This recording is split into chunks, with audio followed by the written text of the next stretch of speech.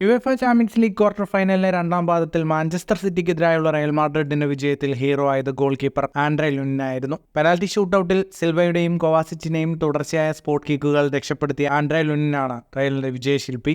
Bernardo സിൽവയുടെ spot കിക്കിൽ നിന്ന് രക്ഷപ്പെട്ടത് ഭാഗ്യം കൊണ്ടാണെന്ന് ലുനിൻ പറഞ്ഞു. ഷൂട്ടൌട്ടിൽ സിൽവ പെനാൽറ്റി നേരെ ലുനിന്റെ കൈകളിലേക്കാണ് അടിച്ചത്. പരിശീലകരുമായി ഷൂട്ടൌട്ടിന് മുമ്പ് എടുത്ത ഒരു തീരുമാനം എളുപ്പമുള്ള സേവാക്കി മാറ്റിയെന്ന് ലുനിൻ പറഞ്ഞു.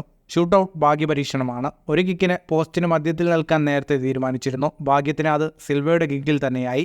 ടീമിന് സെമിയിലേക്ക് നയിക്കാനായതിൽ സന്തോഷമുണ്ടെന്നും ഉക്രൈൻ താരം പറഞ്ഞു.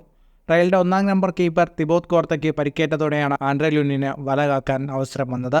2018 സോറിയ ലുഹാൻസിൽ നിന്ന് സൈൻ ചെയ്തതിനു ശേഷം ഈ സീസണിന് മുൻപായി ക്ലബിനായി 9 സ്പാനിഷ് ലീഗ് മത്സരങ്ങൾ മാത്രമാണ് അദ്ദേഹം കളിച്ചത്. ലെഗാനസ്, വല്ലഡോലിഡ്, ഒവിഡോ എന്നിവിടങ്ങളിൽ ലോണിൽ കളിച്ചു. എന്നാൽ ഈ സീസണിന്റെ തുടക്കത്തിൽ കോർത്ത പരിക്കേറ്റത് താരത്തിന് ഭാഗ്യമായി മാറി.